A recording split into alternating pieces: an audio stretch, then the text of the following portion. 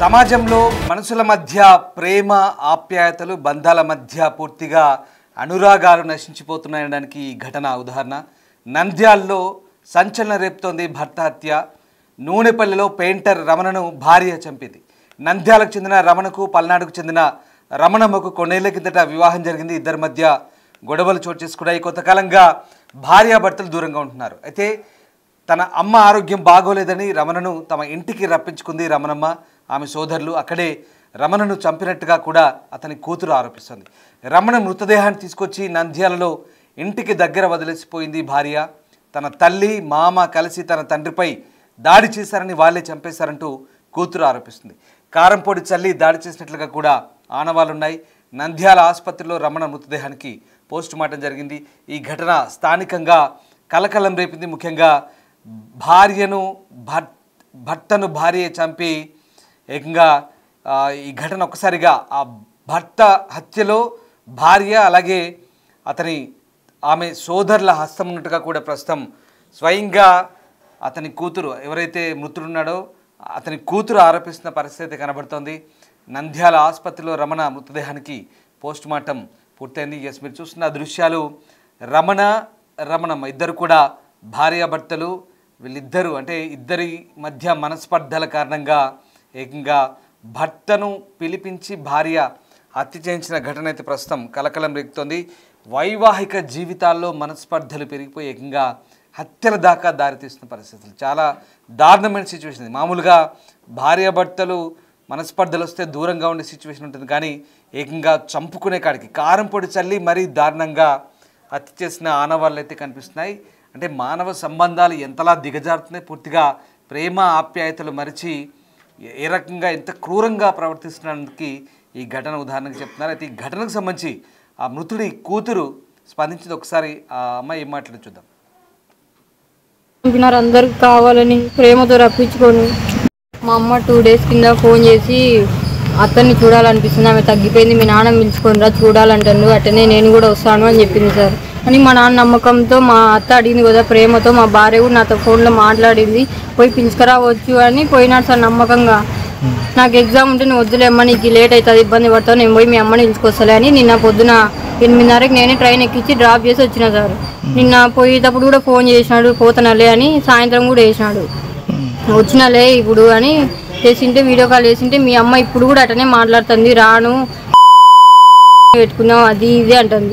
ఏమోలే నేను ఎంత తప్పు చేసినా ఏమోలే వదిలేయి, పాప మోహన్ చూసి రా అని చెప్పినాడు సార్.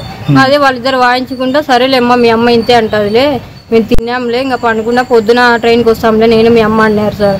అదే లాస్ట్ కాల్ వీడియో కాల్.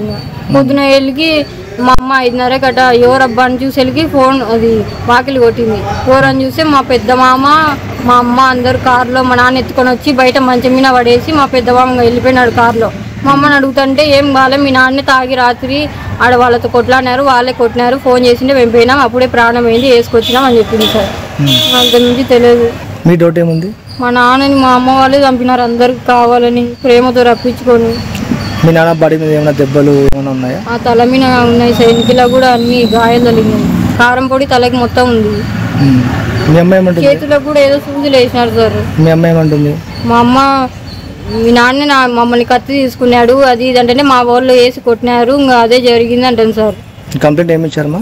మా మామ వాళ్ళు ఇదంతా చేసినారు నమ్మిచ్చి అని ఇచ్చినాం సార్. మీ మామ వాళ్ళు రావాల్సిందే అందరూ కావాలని నమ్మించి మా నాన్నని చంపి పొద్దున వదిలేసిపోయినారు ఇంటికాడ అని చెప్పి. మా మామూలు రావాల్సిందే సార్ అందరూ. మా పెద్ద మామ మా అక్క వాళ్ళ ఆయన. మీ అమ్మ మీద? మీ అమ్మ మీద? మా అమ్మ మీద. ఇక తన తండ్రిని అన్యాయంగా బలి తీసుకున్నారని కూతురు ఆరోపిస్తోంది. ఏకంగా అత్తారింటికి వెళ్ళిన ఆ వ్యక్తి విగత జీవిగా మారి తిరిగి శవమై వచ్చాడు. తన తండ్రిని చంపి డోర్ డెలివరీ చేశారని కూడా ఆ అమ్మాయి ఆరోపిస్తున్న పరిస్థితి. అన్యాయంగా చంపారని, ఎందుకు చంపారని అడిగితే తమ సోదరిని అతను మద్యం సేవించి హింసిస్తున్నాడు అందుకే చంపామంటూ వాళ్ళ మామలు అంటే ఆ తల్లి సోదరులు చెప్పినట్టుగా అమ్మాయి ఆరోపిస్తుంది. మొత్తం మీద తన తండ్రిని అన్యాయంగా బలి తీసుకున్నారంటే కూడా ఆ అమ్మాయి ఆవేదన వ్యక్తం చేస్తున్న పరిస్థితి. చంపడం కాదు, ఏకంగా చంపి ఇంటికి తన తండ్రిని డోర్ డెలివరీ చేశారు. ఇంతటి దారుణమైన ఘటన దీనిపై పోలీసులు కఠిన చర్యలు తీసుకోవాలంటూ కోరుతుంది. ఎస్, మా ప్రతినిధి శ్రీరామ్ జైన్ అవుతున్నారు. శ్రీరామ్, ముఖ్యంగా నంద్యాలలో జరిగిన ఈ ఘోర ఘటనకు సంబంధించి ప్రస్తుతం ఎలాంటి చర్చ జరుగుతుంది? పోలీసులు ఏం చెప్తున్నారు? ఈ ఘటనకు సంబంధించి నిందితులను అదుపులోకి తీసుకున్నారు. ప్రస్తుతం పోలీసులు ఏం చెప్తున్నారు? నంద్యాల పట్టణానికి చెందిన రమణ పెయింటర్ పల్నాడు జిల్లా పిడుగురాళ్ళలో రమణమ్మ అనే మహిళతో మ్యారేజ్ చేసుకున్నారు. అయితే గత కొంతకాలంగా భార్య భర్తల మధ్య కొంత తగాదా ఉంది. వివాహం చేసుకున్న తర్వాత నుండి కూడా ఇటు రమణమ్మతో గత విభేదాలు ఉండడం సాధారణంగా వారి యొక్క తమ ఫ్యామిలీలో అప్పుడప్పుడు గొడవలు ఉండేవి. కానీ ఈ మధ్య కాలంలో రమణమ్మ పిడుగురాలకు దాదాపు 2 నెలల క్రితం తమ ఇంటికి వెళ్ళారు.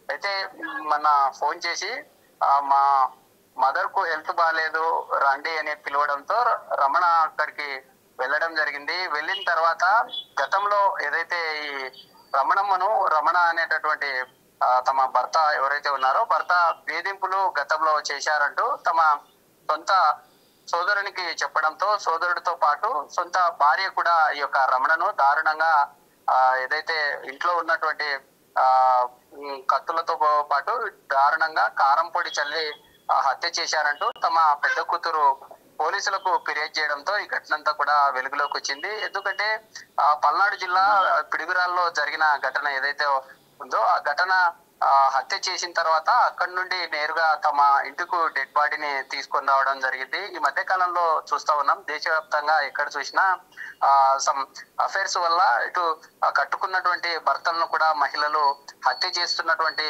ఘటనలు ఇటు 2 తెలుగు రాష్ట్రాల్లో తేజేశ్వర్ అనే సర్వేరుగా దారుణ హత్య మరొక ముందుకే మరోసారి ఏదైతే రమణమ్మ అనేటటువంటి మహిళ రమణను అతి దారుణంగా హత్య చేయించి తమ ఇంటికి కట్టుకున్నటువంటి భర్త ఇంటికి ఒక రకంగా చెప్పాలంటే పార్సిల్ ఇప్పుడు ఆన్లైన్ విధానంలో మనం ఎలా అయితే పార్సిల్ తీసుకుంటామో అలాంటి ఘటనే చోటు చేసుకుంది. ఈ ఘటనతో నంద్యాల పట్టణంలో కలకలం రేపింది అని చెప్పుకోవచ్చు. ఈ ఘటనకు సంబంధించి నంద్యాల జిల్లా కేంద్రంలో ఉన్న నంద్యాల పోలీసులు ఈ ఘటన కేసు నమోదు చేసుకుని ఈ దర్యాప్తు చేపట్టినటువంటి పరిస్థితి. ఎందుకంటే ఈ పల్నాడు జిల్లా పిడుగురాల్లో ఈ ఘటన చోటు చేసుకుంది. ఇక్కడ కేసు నమోదు చేసిన తర్వాత కేసును కూడా అక్కడ ఉండే పోలీసు స్టేషన్ పరిధిలోకి కూడా ట్రాన్స్ఫర్ చేశామంటూ స్థానిక సిఐ చెప్పిన పరిస్థితి.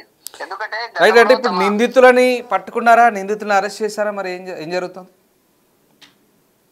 ఇప్పటికే రమణమ్మ ఎవరైతే తమ రమణ భార్య ఉన్నారో భార్యను అదుపులోకి తీసుకున్న పోలీసులు పూర్తి స్థాయిలో ఈ ఘటనకు సంబంధించి రమణమ్మ అనేటటువంటి మహిళ తమ సోదరుడు ఎవరైతే ఉన్నారో సోదరుడు భార్య ఇందులో ప్రధానంగా 4 కలిసి ఈ హత్యకు పాల్పడినట్లుగా పోలీసులు భావిస్తూ ఉన్నారు.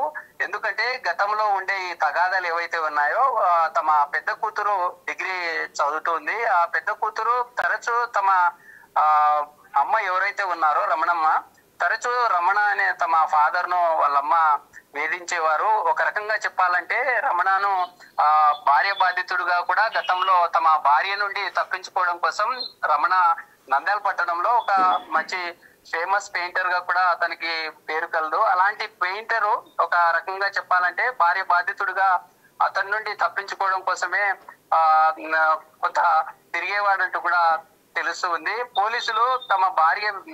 పోలీసులకు కంప్లీట్ గా రమణ కూతురు ఫిర్యాదులో మా అమ్మ వేధింపుల వల్లే మా ఫాదర్ రమణ చనిపోయారంటూ పోలీసులకు చెప్పిన పరిస్థితి అయితే కనిపిస్తా ఉంది. అయితే ఈ ఘటనకు పాల్పడిన తమ అమ్మతో పాటు ఎవరైతే ఈ తమ అమ్మ సోదరుడు ఉన్నారో వారితో పాటు మిగతా వారందరి మీద కఠినమైన